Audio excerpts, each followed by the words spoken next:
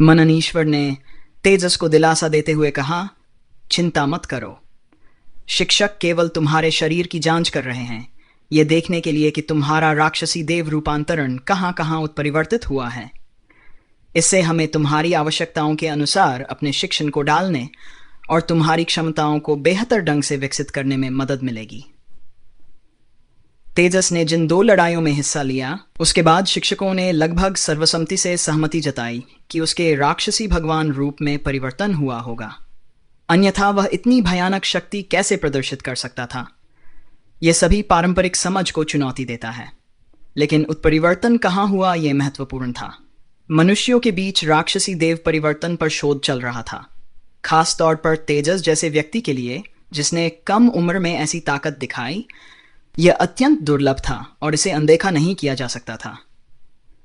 जब तेजस ने wind blade क्षमता का उपयोग किया तो उसके शरीर में कोई शारीरिक परिवर्तन नहीं दिखा। कोई भी अंग विंड वुल्फ के शरीर के अंगों जैसा कुछ भी नहीं बन पाया।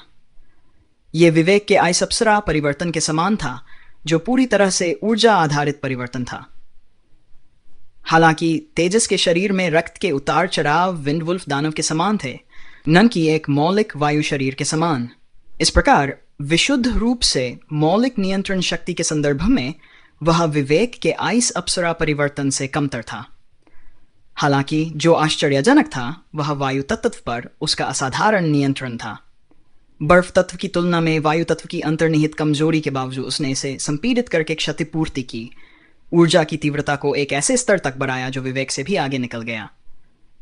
सियाराव, गौतम लंकेश और मनन ईश्वर ने देखा था कि तेजस कुछ हद तक पीछे हट रहा था, अन्यथा यह संदिग्ध था कि विवेक मैच जीत सकता था। इससे पता चला कि तेजस में अपनी उम्र से कहीं ज्यादा परिपक्वता और संयम था, जो कि काफी उल्लेखनीय था।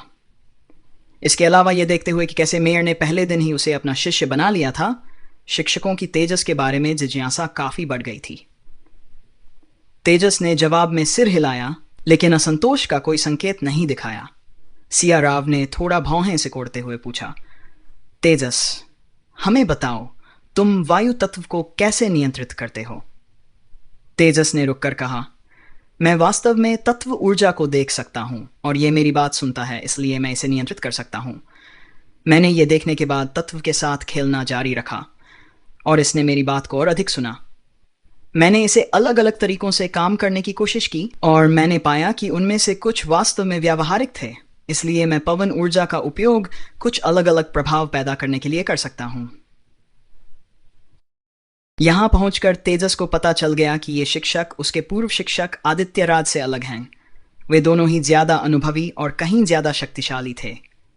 इसलिए वायु तत्व पर उसका कुशल नियंत्रण निश्चित रूप से संदेह और जिज्ञासा जगाएगा।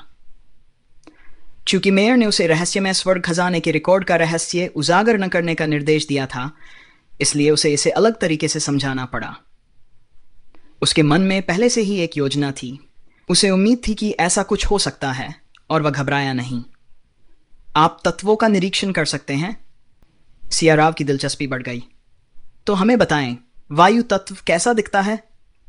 तेजस ने कहा, वे हरे रंग के प्रकाश के अलग अलग बिंदु हैं। वे जीवंत हैं, लगातार खुशी में घूमते रहते हैं। उन्हें स्वतंत्रता पसंद है और बाधाओं से नफरत है।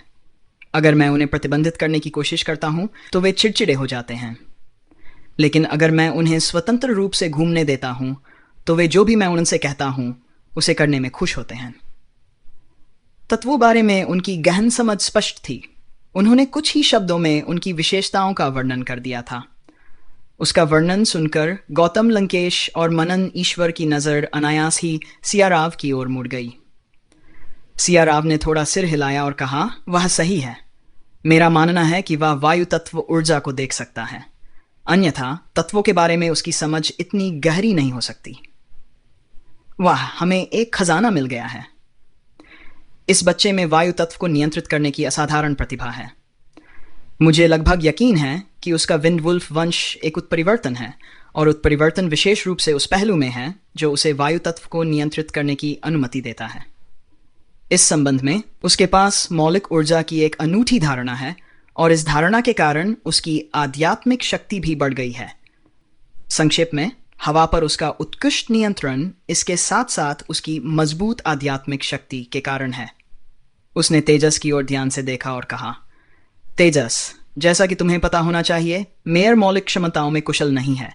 हमारी अकादमी में तत्वों का उपयोग करने में सबसे अधिक कुशल मैं ही हूँ।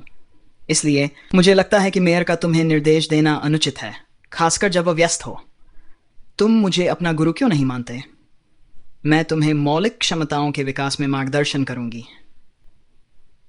गौतम लंकेश खांसते हुए बोले, बूढ़ी सिया, यह ठीक नहीं है। तुम शिष्य के लिए मेयर से कैसे प्रतिस्पर्धा कर सकती हो? मैंने इन वर्षों में तत्वों की गहरी समझ हासिल की है। मैं विवेक को सीधे निर्देश देता रहा हूं। तुम भी इसमें शामिल क्यों नहीं हो जाती? मैं तुम दोनों का मार्गदर्शन करूंगा। तुम्हें छठे क्रम तक पहुंचने में ज्यादा समय नहीं लगेगा। मनन ईश्वर ने अपना सिर दूसरी ओर घुमा लिया। एक ईमानदार आदमी होने के नाते उसे इन दोनों के शिष्य बनने की होड़ से कुछ शर्मिंदगी महसूस हुई। तेजस ने उन दोनों की तरफ देखा। अब उसे मेयर की पिछली चेतावनी समझ में आ गई थी। मेयर ने इस परिदृश्य का अनुमान लगा लिया था। शिक्षक ने कहा कि अकादमी में केवल एक ही शिक्षक को औपचारिक रूप से मान्यता दी जा सकती है। शायद आपको इस बारे में उनसे चर्चा करनी चाहिए। मुझे नहीं पता कि क्या करना चाहिए। वह स्पष्ट रूप से जिम्मेदारी को दूसरे पर डाल रहा था और वे ये जानते थे, लेकिन वे उसे दोष नहीं दे सकते थे। वह इस समय ऐसा चुनाव कैसे कर सकता था? तेजस के दृष्टिकोण से यह वास्तव में एक आसान विकल्प था। एक तो उसने पहले ही एक गुरु को स्वीकार कर लिया था और वह समझौते से पीछे हटने की योजना नहीं बना रहा था। इसके अलावा मेयर को उसका रहस्य पता था, और भले ही ऐसा न होता, फिर भी वह किसी ऐसे शक्तिशाली व्यक्ति को नाराज करने का जोखिम नहीं उठा सकता था।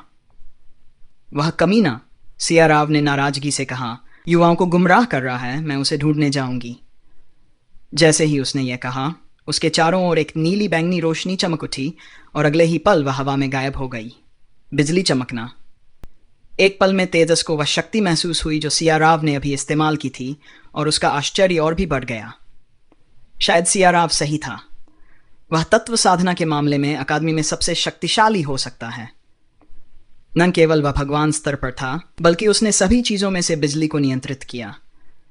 बिजली अपने विस्फोटक स्वभाव के लिए जानी जाती थी, और ऐसे उच्च स्तरीय साधक की बिजली वास्तव में भयानक होनी चाहिए। गौतम लंकेश ने असहाय होकर कहा, तेजस, तुम्हें अभी वापस लौट जाना चाहिए। हम इस मामले पर बाद में बात करेंगे। अपनी साधना पर ध्यान दो। तुम में बहुत क्षमता है। जल्दी ही अपनी साधना के स्तर को सुधारने की पूरी कोशिश करो। तुम सीधे काम लेना शुरू कर सकते हो। दीपक भट्ट और चांदनी से कहो कि वे तुम्हें टास्क बोर्ड तक ले जाएं। अकादमी तुम्हारे लिए कुछ लाभदायक कार्यों का भी आयोजन करेगी जिसमें तुम भाग ले सको। तुम अकादमी की छोटी सी दुकान पर जाकर देख सकते हो। कुछ चीज़ें तुम्हें पसंद आएंगी, लेकिन उन्हें खरीदने के लिए तुम्हें पैसे कमाने होंगे। अकादमी इस मामले में निष्पक्षता बनाए रखती है, और चाहे तुम कितने भी अच्छे क्यों न हो, तुम्हें कोई पक्षपात नहीं मिलेगा। हाँ, तेजस ने सहमति जताई, और कार्य लेना तथा छोटी दुकान जैसे महत्वपूर्ण शब्द उसके दिमाग में स्पष्ट हो गए। आज का व्यावहारिक अभ्यास उसके लिए एक परीक्षा थी, और उसमें सफल होने के बाद अब ये विशेषाधिकार उसके लिए खुले थे। उसे इस जगह से परिचित होने के लिए इन विशेषाधिकारों की जांच करनी होगी। जब तेजस दीपक भट्ट और चांदनी को खोजने मेयर के निवास पर गया, तो मेयर कमरे के बीच में खड़े होकर मुख्य आसन की ओर आदरपूर्वक झुके हुए थे। संत माता मेयर अभयराव ने गहरे सम्मान के साथ झुकते हुए कहा, मेयर अभयराव, कृपया इतना औपचारिक मत बनो। बोलते समय उसने धीरे से अपना दाहिना हाथ उठाया, जिससे उसकी हथेली पर एक नीला पैटर्न दिखाई दिया। मेयर ने उस पर नजर डाली और तुरंत मुस्कुराए उसकी ओर सिर हिलाया।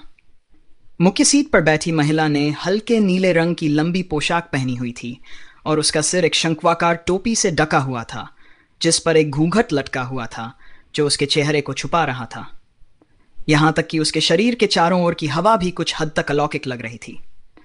आप हाल ही में कैसी रहीं, संत माता? अभयराव ने मुस्कुराते हुए पूछा। मैं ठीक हूं। हाल ही में सब कुछ शांत रहा है, कोई बड़ी घटना नहीं हुई। अकादमी में हालात कैसे हैं?